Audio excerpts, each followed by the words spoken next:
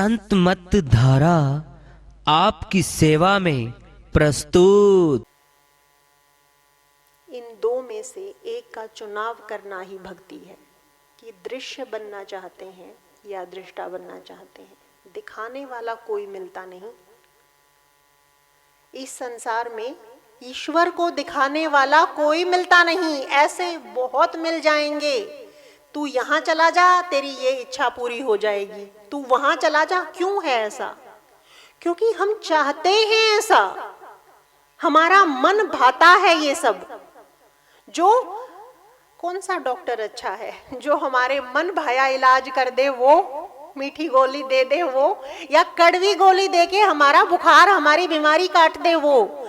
संत जब कड़वा बोलते हैं तो बुरे लगते हैं, उनकी तरफ आना हमारा मन गवारा करता नहीं है। वो हमें झंझोड़ कर जगाते हैं कि तू दृश्य बनना चाहता है, मत बन, मत बन, फिर से देह दिला देगा।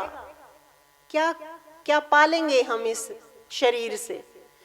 जानवर बन के इतने बच्चे पैदा किए हैं, अनगिनत बार हम माँ बाप बने हैं, गिनती नहीं हमें इतनी बार माँ बाप बन चुके, फिर भी माँ बाप बनना बड़ा पसंद है। बांझ हैं जो, उनसे पूछ के देखिए कहाँ कहाँ टक्कर खाते हैं। क्या इतनी टक्कर ईश्वर के लिए खा लेंगे? औलाद के लिए भटकने वाली दुनिया अपनी औलाद को नौकरी दिला देने की इच्छा से हम कहां कहां नहीं भटक जाते हैं। क्या इतनी इच्छा ईश्वर को पाने की करते हैं हम? है? टटोलिए अपने अंदर। अपने बच्चे की खुशी, उसको खुशी दिलवाने के लिए हम हर जगह माथा रगड़ने के लिए तैयार हैं। क्या पिता को पाने के लिए कभी एक बार इतना माथा रगड़ा है हमने कि तू आजा, मिल जा? पिता तो बहुत खोया हुआ है, उसको तो पाने के लिए एक बार भी कहीं ईंट पे ही माथा रगड़ लेता तो मिल जाता, वो रास्ते खोल देता वो। पर हमने सदा उन चीजों के लिए माथे रगड़े जिनसे छूट जाएंगे, ईश्वर से भी छूट जाएंगे, खुद से भी छूट जाएंगे, संसार भी नहीं मिलेगा और वो भी नहीं मिलेगा, कहीं के नहीं रहेंगे। वो धोबी का कुत्ता, माफ कीजिए मैं ये शब्द यूज कर रही हूं, वो धोबी का कुत्ता बनने के लिए हर जगह माथा रगड़ जाते हैं कि धोबी का कुत्ता ना घर का रहा ना घाट का, एक की इच्छा कर ले सब कुछ दे देगा वो। अपने पिता की, अपनी माँ की जो सेवा इंसान बच्चा कर लेता है, माँ बाप उसके नाम अपना सब कुछ कर जाते हैं। क्या वो पिता इतना भी अच्छा नहीं कि उसकी सेवा कर लेंगे तो वो हमें संसार में सुखी कर देगा? कभी उसको कभी याद ही नहीं करते हैं। औलाद इतनी प्यारी है, पिता को याद भी नहीं किया हमने। हम तो संसार में भी अपनी माँ बाप की सेवा करना गवारा नहीं करते हैं। उस पिता तक तो हमारी सोच कहाँ पहुंच पाएगी जिसने सब कुछ दे दिया। जब तक इंसान की रूह परमात्मा को पाने के लिए कलपती नहीं है, तड़पती नहीं है, तब तक वो आता नहीं है। इतना सस्ता कहाँ है परमात्मा, सबको मिल जाए। एक बार की पुकार अगर उस तक पहुंच जाए, वो दौड़ा चला आए। पर देखो ना, हम वो पुकार भी नहीं कर पाते हैं। हमारा हृदय इतना कठोर हो चुका है कि जो परमात्मा हमें सब कुछ दे देगा, उसकी सुख के लिए ही कम से कम तड़प लें एक बार कि इतना सुख दे देगा तू, अगर हमें मिल जाएगा तो सारे दुखों से उबार लेगा तू हमें, अगर मिल जाएगा तो उसी के लिए हम, कि तेरे जैसा बना देगा तू, अगर एक बार मिल जाएगा, दृष्टा बना देगा, कर्मों का नाश कर देगा वो जो दृष्टा कैसे बना जाता है? पहला, दृष्टा का दर्शन करके, सबसे पहला। दूसरा, उसके जैसा व्यवहार करके, निर्लिप्त रहकर, निर्द्वंद रहकर, एक की इच्छा करके। हमें इच्छाएं अपनी खत्म तो नहीं करनी आ सकती, पर उनको दिशा देना आ सकता है। ये तो नहीं हो सकता कि हमारा मन समाप्त हो जाए, पर मन की धारा को ईश्वर की इच्छा की तरफ मोड़ना तो हमें आ ही सकता है। कम से कम इतना तो हमें अपने लिए कर लेना चाहिए। कि हम दृश्य ना बने, कल को कोई हमें देखेगा, क्या करेंगे हम? और वो जो देखेगा वो तो ईश्वर स्वरूप हो जाएगा, हम दिखेंगे, हम किसी लायक नहीं हैं। दृष्टा वो होता है जिसको किसी से ना बैर होता है ना प्रेम होता है, जिसके जूते मार दो तो आशीर्वाद निकलता है, माला डाल दो तो खुशी नहीं होती है, जिसको गालियां दे दो तो असर नहीं होता है, वो भेदभाव नहीं करता है कि इसने गाली दी थी इसे कुछ नहीं दूंगा। ईश्वर को मैंने एक भी इंसान नहीं देखा जो गाली ना देता हो, सच बता रही हूं। वो कर देता है ऐसा, अज्ञान है ना, पर गाली तो फिर भी पड़ गई बेचारे ईश्वर को। चाहे किसी अज्ञान में किसी ने ऐसा कहा हो, लेकिन वो हमारा ख्याल करना बंद नहीं करता है। ऐसा होता है दृष्टा। जिसे मालाएं पड़ जाएं उसी को आशीर्वाद दे, ऐसा नहीं होता है दृष्टा। जो सेवा करे सिर्फ उसी पे अपना आशीर्वाद बरसाए, ऐसा नहीं होता है दृष्टा।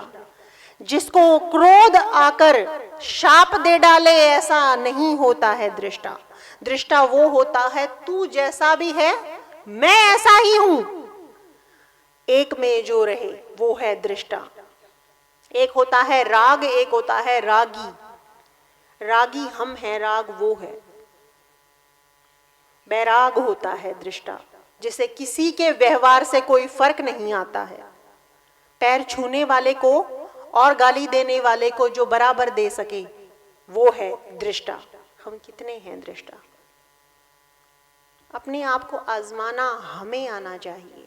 ईश्वर हमें आजमाए, ईश्वर काल हमें आजमाए, उससे पहले हम खुद को आजमा लेंगे तो ज्यादा अच्छा होगा। जो अपनी कमियों को देखना ही नहीं चाहता, जो अपनी कमियों को देखना ही नहीं चाहता, वो उन्हें स्वीकार क्या करेगा? और जो अपनी गलती नहीं मानता, वो कभी ईश्वर तक पहुंच नहीं पाता। जो झुकना नहीं जानता, उसे मिलता भी कभी नहीं है। हमारे और ईश्वर के बीच में सिर्फ हम खड़े हैं। अहंकार बने, मैं बने कि मैं ही हूं। अगर ये मैं ना रहे, अगर ये अहंकार ना रहे, अगर हम निर्द्वंद हो पाए, तेरे और मेरे में भेद ना कर पाए, तो हम भी दृष्टा हो जाएंगे। बहुत मुश्किल है ये काम, पर जब तक कर नहीं गुजरेंगे तब तक वो दृष्टा बन नहीं पाएंगे। मुश्किलों से ही ईश्वर मिलता है। पड़ा तो पत्थर भी है रास्ते में, आसान रास्ते ईश्वर तक कभी नहीं पहुंच सकते। जो खुद को आजमा सकता है वही ईश्वर तक जा सकता है। अपने आप को खुला छोड़ के देखिए, देह भी हमारी नहीं है। खाते चले जाइए, इसको कष्ट ना दीजिए, ये भी साथ देना छोड़ देगी। ईश्वर को पाना है अगर, तो मन को भी आजमाना होगा, देह को भी आजमाना होगा और आत्मा को भी आजमाना होगा। हर तरह से जब हम लायक हो जाएंगे, नालायक किसे चाहिए? कौन ऐसा चाहता है माँ पिता मेरा भाई नालायक हो, मेरी बहन नालायक हो, मेरा औलाद नालायक? किसी को चाहिए क्या? कोई नहीं चाहता, वो भी नहीं चाहता। हम उसके लायक बने इसलिए है सत्संग, क्योंकि सत्संग के बिना हमारा सोया हुआ मन कभी जागृत हो ही नहीं पाता। मन की जागृति का नाम है सही दिशा में अपनी कोशिशों को लेकर जाना। कितने घंटे हैं हमारे पास? 24 घंटे हैं। 24 घंटों में से रात गुजारी, सोए कर दिवस बिताया, खाए कोड़ी जैसा हीरा जैसा जन्म था, कोड़ी बदले जाए। कोड़ी कमाकर कोड़ी ही बन जाएंगे। जो ईश्वर की तरफ चलते हैं उनके जीवन पे नजर डालकर देखिए, ईश्वर की पाने की सिर्फ एक दिशा है, संत, हमारे अंदर बैठा हुआ वो ईश्वर हमारा इंतजार करे या हम उसका इंतजार करें, दोनों में से एक दिशा हमें अपनानी होगी। हर खोई हुई औलाद से मिलना पिता माँ चाहती है। वो हमारे इंतजार में है कि खोई हुई मेरी औलाद मुझे वापस मिलेगी, ये उनका इंतजार है। वो हमारा इंतजार करें, ये हमारे लिए शुभ नहीं है। हम उनका इंतजार करें, वो मिल जाएंगे हमें, ये हमारे लिए बेहद शुभ है। अपने जन्म को गंवा देना कोई समझदारी नहीं है। कोई नहीं है यहाँ किसी का, ये सब जानते हैं, अकेले आए थे अकेले चले जाएंगे। फिर भी इस मेले में खोकर अपने जीवन को गंवाकर क्या पालेंगे हम? कर्मों की गठरी को लाद कर यहाँ से फिर एक बार चल देंगे और एक बार फिर से वो ईश्वर रोएगा हमारे लिए कि मौका दिया था इसको, फिर गंवा दिया। हम बेहद खुशकिस्मत हैं, हमें ऐसे सद्गुरु मिले हैं जिन्होंने हमें इतना सच्चा सही रास्ता दिखा दिया। कोई नहीं देता ऐसा सच्चा सुच्चा रास्ता, और उस पर चलना है तो लगातार अपने मन को झंझोड़ने का नाम है सत्संग। कितना भी तीर्थ नहा लें, कोई तीर्थ हमारे मन को झंझोड़ता नहीं है। जाके देख लीजिए, क्या कोई तीर्थ ने हमारे मन को झंझोड़ा कि सोया है तू, जाग ले, तेरे में बहुत कमियां हैं, सुधार ले? किसी ने कहा? उन ईंट पत्थरों, उन मंदिरों में जब हम जाते हैं, माथा नवाते हैं, उठा किसी ने कहा तेरे में बेहद कमियां हैं, तेरे में ईश्वर है, जान ले? क्या कहा किसी ने कि तेरे अंदर बैठा हूं मैं, जान ले? किसी ने कहा वहां पर? क्यों नहीं कहा? हमें ये सोचना चाहिए। अपने ही जीवन को दोनों दिशाओं में लेकर जाना हमारी ही मर्जी है। कोई इसमें फायदा नुकसान किसी और का नहीं है। दृष्टा और दृश्य के बीच में फासला तय करना आसान तो नहीं है, पर बनना वही होगा, निर्लिप्त निर्द्वंद, ऐसे ही जैसे ईश्वर है। कोशिश तो करनी होगी। हो सकता है गिरते हैं कि हम कामयाब ना हो, पर कोशिशों की अपनी गिनती होती है। हो सकता है 10 बार गुस्सा आ जाए, एक बार भी कंट्रोल कर जाएं, कोशिशों की अपनी गिनती है। कोई भी एक विचार भी खाली नहीं जाता है। एक विचार की भी कीमत है मालिक की नजरों में। एक विचार भी ऐसा ले आए, करना नहीं है ये काम, मुझे मजबूरी में कर जाएं अलग बात है, जानबूझ के कर देने में फर्क होता है। ईश्वर माफ कर देते हैं। सबसे बड़ी हमारे लिए जो क्वालिटी उनके अंदर है, जो गुण उनके अंदर है, वो क्षमा के भंडार हैं। अगर वो क्षमा के भंडार ना होते तो शायद हमारा गुजारा ना होता, पर वो क्षमा कर देते हैं। एक बार सच्चे दिल से औलाद माँ बाप के सामने आकर ये कह दे गलती हो गई मुझसे। कौन ऐसा है जो दिल से माफ ना कर दे? वो तो हमसे कहीं ऊंचे हैं। दिल से माफी मांगेंगे तो मिल जाएगी। दिखाना वो चाहिए जो खत्म करना हो। हम दिखाते वो हैं। क्या दिखाते हैं? मैं बहुत अच्छी हूँ, इतने गुण हैं मेरे अंदर, पूरे संसार में इतना कोई गुणवान नहीं है। ये हम दिखाते हैं, खत्म करते हैं। ये करते हैं अपने साथ। मेरी कमी क्या है वो नहीं दिखाऊंगी मैं। जो खत्म करनी है ना, वो अंदर छुपा के बैठूंगी, इसको हवा न लग जाए, वो नहीं दिखाते हैं हम। और साहिब ने क्या कहा था? बुरा जो देखन मैं चला, मुझसा बुरा ना कोई। बुरा जो देखन मैं चला, बुरा ना मिलिया कोई। जो मन खोजा आपना, मुझसा बुरा ना कोई। किसमें दम है इतना जो अपने आप को खड़ा होके ये कह दे कि इस पूरे संसार में मेरे से बुरा कोई नहीं है, कहेगा कोई? अपने परिवार में भी नहीं मानते हम इस बात को, दुनिया में तो क्या मानेंगे? दिखाते वो हैं जो है ही नहीं। बहुत बड़ा गुण है मेरे अंदर, यही अवगुण हमें खत्म कर जाता है, पुण्यों को खा जाता है, पापों को बढ़ा जाता है, दृश्यों को बना जाता है, दृष्टा को समाप्त कर जाता है। ये है वो ज्ञान जो सत्संग में मिलता है। वो हिम्मत कहां से आएगी? वो हिम्मत कि ईश्वर की नजरों में कद्र बढ़ जाती है ऐसे इंसान की जो अपने आप को छोटा बनाता है, जो अपने आप को झुकाता है, जो दूसरों को इज्जत दिलवाता है।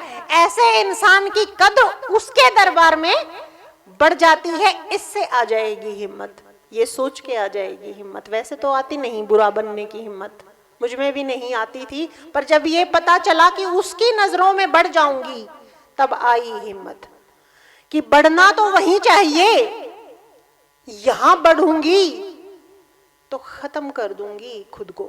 यहां बढ़ने नहीं आए हैं हम।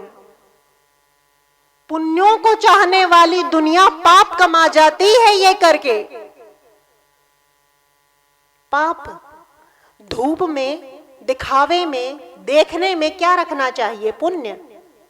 सबकी नजरों में जो आ जाती है चीज, जिसकी जितनी निंदा चुगली हो जाती है, उसका वो हिस्सा हम सब जानते हैं, खत्म हो जाता है। हमें क्या खत्म करवाना है खुद में? भक्ति की बहुत डींगे मार देते हैं हम।